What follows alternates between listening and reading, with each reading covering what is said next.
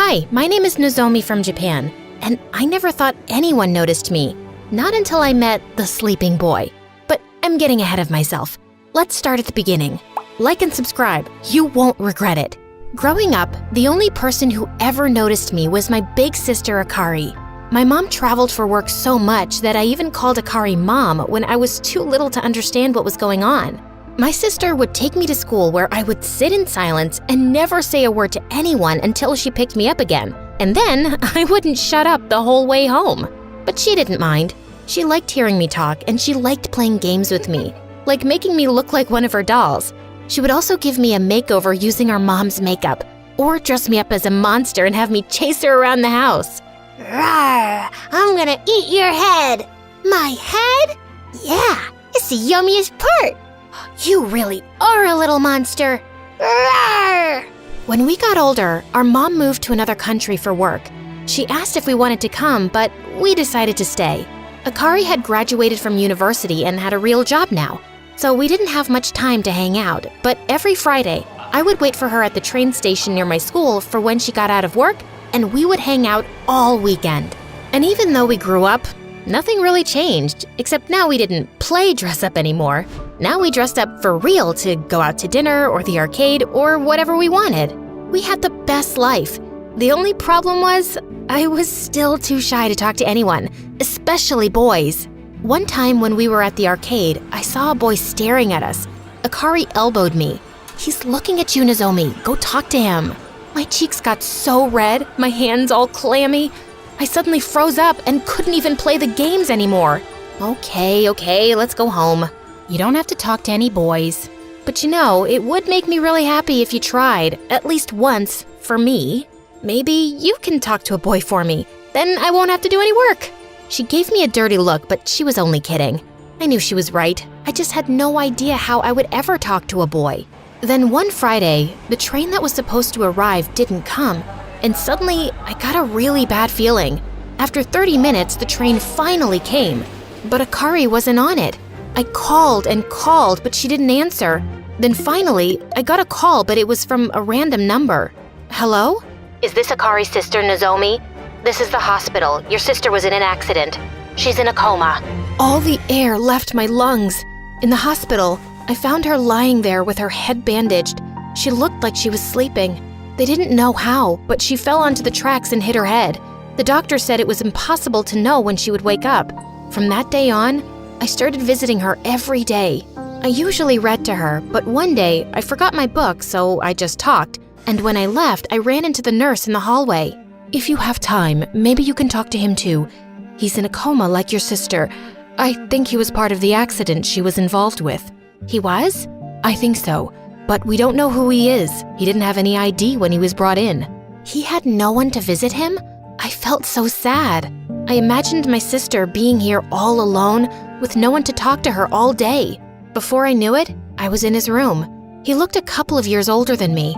I sat down beside his bed and without even realizing it, I was just talking to him just like I talked to Akari. 30 minutes later, I was finally out of things to talk about. That's when I realized something. You know, you're the only boy I've ever talked to. You're a really good listener. I started bringing 2 books to the hospital every day after that. One for my sister and one for the boy with no name. Something strange happened after I was reading to him for a few days. Every night when I went home, I would think about him and even dream that we met and talked and fell in love. I realized it was ridiculous to fall in love with someone I didn't even know. And the next day, when I read to him, I tried to push the thoughts away. But for some reason, I just couldn't help but think, maybe it was love at first sight.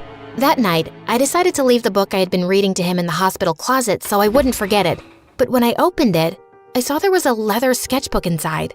I opened it and saw that it was drawings of people at the train station. Every page was a different person. I flipped until I found my sister. I couldn't believe it. I realized then that the nurse was right.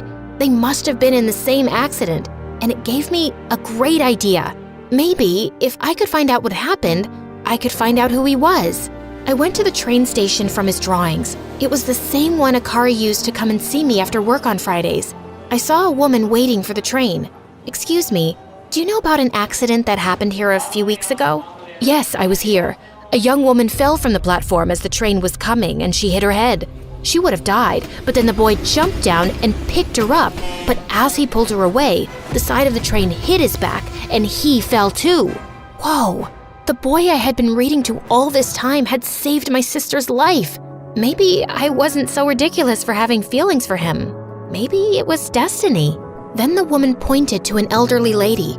That older woman, I think it's the boy's grandmother. She's been coming here every day waiting for him. We tell her he's in the hospital, but she doesn't remember. I was so sad to see her waiting there for him. I wanted to tell her what happened. Excuse me, ma'am. Are you waiting for your grandson? Yes, he's never late. I don't know what happened. But I decided if she couldn't remember anything, maybe it wasn't a good idea to tell her something so terrible like he's in a coma and might never wake up.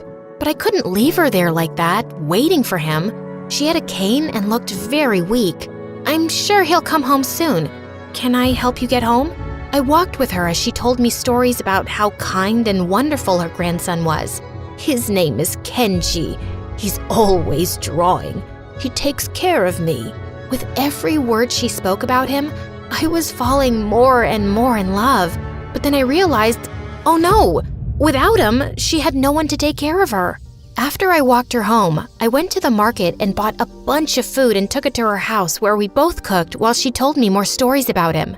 I always tell him he needs to meet a girl and have a life of his own, but he says he doesn't have time for girls. He says it's because of his work, but I know it's because he takes care of me every day. But there is one girl he likes a lot. He always draws her. See? She pointed to a stack of drawings. I looked through them all. They were all of Akari waiting at the train station. I couldn't believe it. He was in love with her. My heart broke into a million pieces. The love I felt for him, it was all for nothing. And what was worse, if they both woke up, they would probably end up together and I would have to watch. Still, I couldn't let his grandmother be alone with no one to take care of her. So every day, I would take the train and find her there waiting for him.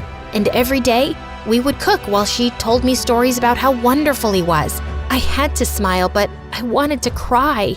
And every night after visiting her, that's exactly what I did. I cried on the train ride home, on the walk, and in my bed. And every day, I would get up, go to the hospital, read to my sister, and then read to him. And then one day, I stopped reading and just talked. You know, Kenji, you're still the only boy I've ever talked to. And to be honest, the only boy I've ever loved. When you wake up, everything will be different. I'll miss spending time with you, but I hope we can at least be friends. One night while I was sleeping, I got a phone call. Hello? Fantastic news. Your sister woke up and she's doing really well. I ran to the hospital and found her sitting there eating pudding.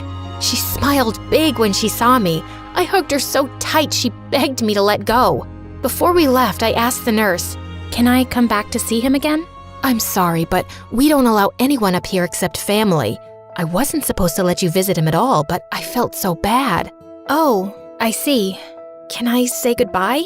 She nodded and went to Kenji's room. "When you wake up, I'll make sure you and my sister meet again. Oh, and don't worry. I'll take care of your grandmother until then. Goodbye, sleeping boy." I asked if Akari remembered anything, but she didn't. "I heard a boy saved your life when you fell." "Really? I would love to meet him one day." "I'm sure you will. Fate has a way of making things happen." After that, Akari was still too hurt to work, so she just lived with me. But I kept seeing Kenji's grandmother every day to make sure she ate and was doing okay. One day, I knocked on his grandmother's door, and when it opened, it wasn't her on the other side. It was Kenji. Hello, are you looking for my grandmother? Yes.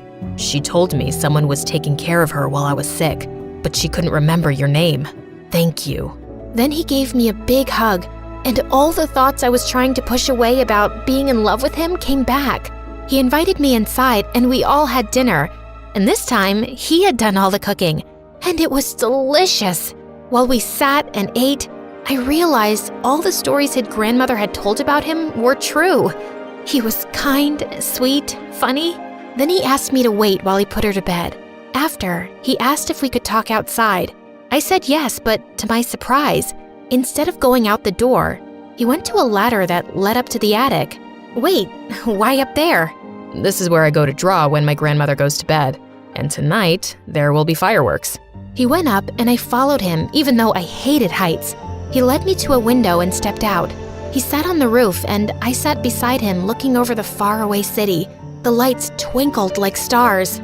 So, how did you meet my grandmother? Oh no, I hadn't thought about this part. If I told him the truth, I would have to say that I read to him in the hospital. At the train station, she was always waiting for you. Which wasn't a lie exactly, but now that meant I couldn't even tell him thank you for saving my sister's life. Maybe if I ask him about the accident, it will all come out naturally. But he said he couldn't remember what had happened. I felt so foolish for not telling him the truth just to save myself from a little embarrassment. All he did was be nice to me. I decided I owed him for saving Akari. So even though I would be humiliated and look stupid, I would tell him the truth. But before I could, he said, I kind of remember a little. There was this girl. I think she fell. I was in love with... I know. You know? How could you know? I saw your drawing of her. Your grandmother showed me. You were in love with her. That's why you jumped and saved her. Actually, no. I was in love with her sister. I couldn't breathe. Did he just say what I think he said? He looked down at the ground and said, Every Friday, the girl from my drawings and I would get on the same train. Sometimes we talked a little. She said she was meeting her sister and she started telling me about her, what she was like.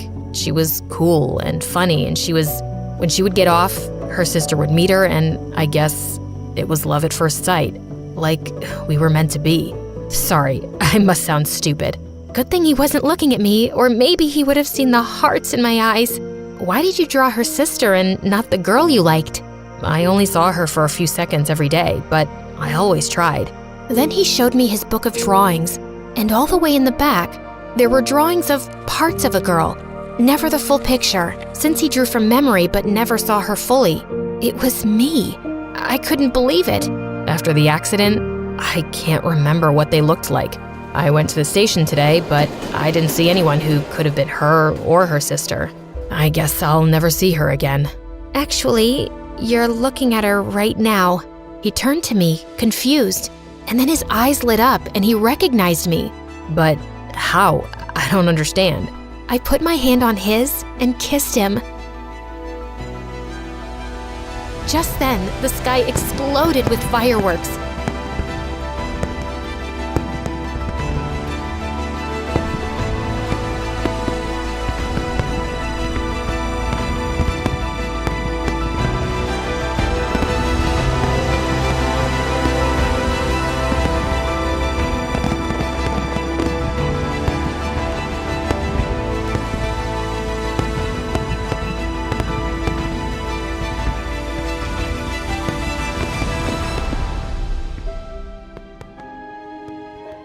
I pulled away and looked into his eyes.